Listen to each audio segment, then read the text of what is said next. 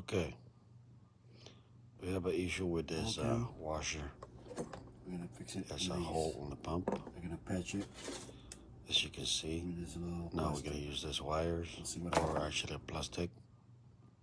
We're gonna patch that up using the soldering iron. As you can see, you can melt it down to the holes without using any adhesive.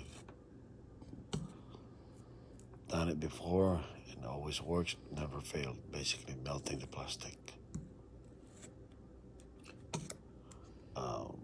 It's a lot better than putting epoxy. Basically replacing the plastic. Now you can see this is all done. Just brushing it off, polishing it. 2 holes been patched. I'm gonna test it out.